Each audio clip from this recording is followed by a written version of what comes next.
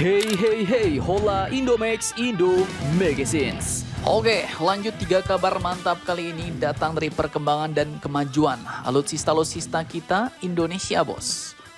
Mulai dari yang pertama nanti, ITS dikabarkan telah membangun kapal perang multifungsi terbesar untuk TNI Angkatan Darat. Nah, lantas kapal perang apakah itu? Setelah ini kita kupas.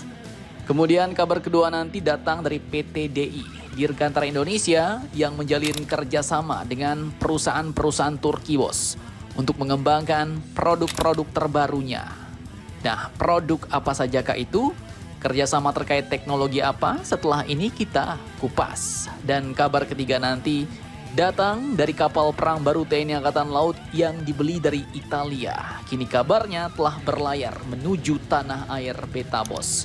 Siap 100% katanya. Nah, lantas kapankah kapal perang ini sampai di Indonesia? Penasaran beritanya? Cus, Markilas, mari kita ulas berita lengkapnya satu per satu, bosku. Oke, yang pertama jadi sebuah pencapaian besar. Kini kembali ditorehkan oleh anak bangsa Indonesia dan kali ini datang dari kolaborasi epik antara Institut Teknologi 10 November atau ITS dan TNI Angkatan Darat. Mereka menciptakan kapal perang multifungsi terbesar untuk TNI Angkatan Darat. Nah, kapal perang apakah itu? Oke, jadi admin ikuti dari sumber-sumber berita berikut. Inilah dia, bos, Adri L3, kapal jenis Landing Craft Utility atau LCU yang resmi diserah terimakan ke TNI Angkatan Darat pada 14 Juli 2025 kemarin. Kapal ini pun bukan sembarang kapal. Panjangnya 102 meter, lebar 18 meter, Adri L3 mampu mengangkut hingga 2.500 ton alutsista, termasuk tank, kendaraan tempur, hingga perlengkapan perang berat lainnya, bos. Nah loh, jadi 2.500 ton ini itu adalah bobot mati atau dead weight tonnage, bos, DWT. Jadi secara teoritis, kapal Adri L3 ini bisa membawa sekitar 40 unit tank Leopard 2 yang satu bijinya berbobot 62 ton. Namun dalam prakteknya jumlah aktual biasanya akan lebih sedikit, mungkin sekitar 20 unitan. Karena kapasitas DWT atau bobot mati ini juga mencakup BBM, kemudian amunisi, para awak, air, peralatan logistik, dan kendaraan-kendaraan lain, bos. Nah, namun yang paling membanggakan adalah desainnya yang dikerjakan oleh anak bangsa sendiri.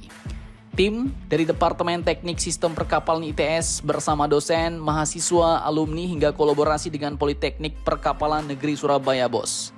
Desain yang dikerjakan sejak 2023 ini nggak main-main.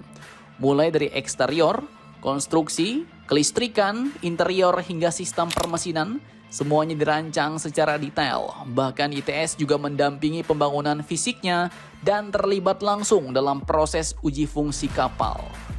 Dan dalam uji cobanya, kapal perang Adri L3 ini pun sukses membawa seluruh alutsista yang dirancang untuk masuk. Mulai dari mobil, kendaraan taktis, hingga tank. Semuanya terangkut dan tertata sempurna.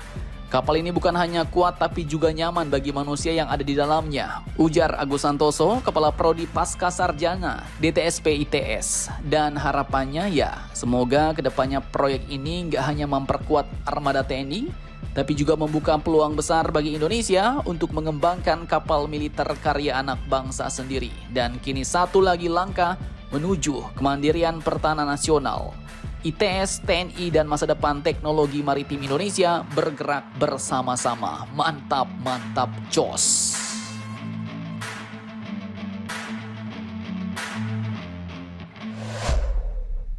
Oke, lanjut kini kita menuju jantung Eurasia, bos. Sejarah baru kini tengah ditulis di langit dunia pertahanan Indonesia.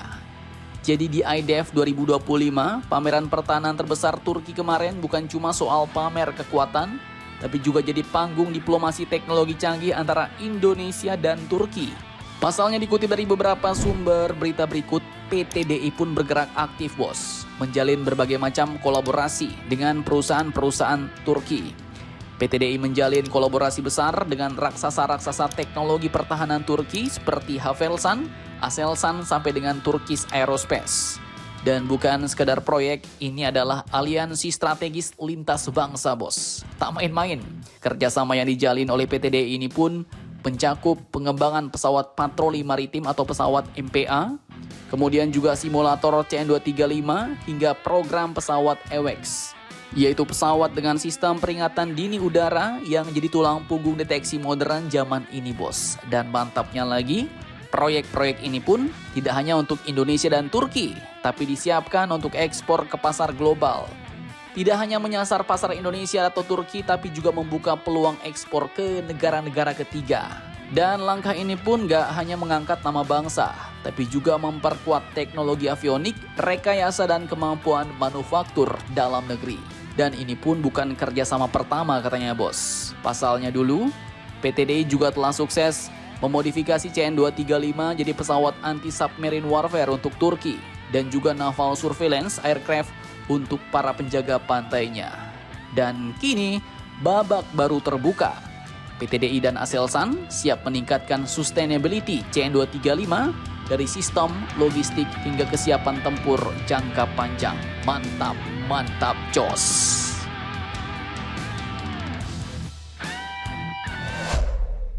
Oke, lanjut kabar ketiga, kapal perang KRI Brawijaya 320. Kapal perang canggih buatan Italia kini kabarnya telah berlayar ke Indonesia nih, bos. Dan bakal segera memperkuat armada laut Nusantara. Nah, jadi admin kutip dari beberapa sumber berita berikut.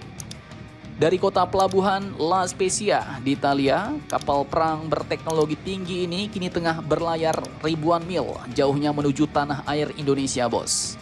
Dipimpin langsung oleh Kolonel Laut John David Nalasakti Sondak, KRI Brawijaya 320 telah dinyatakan siap.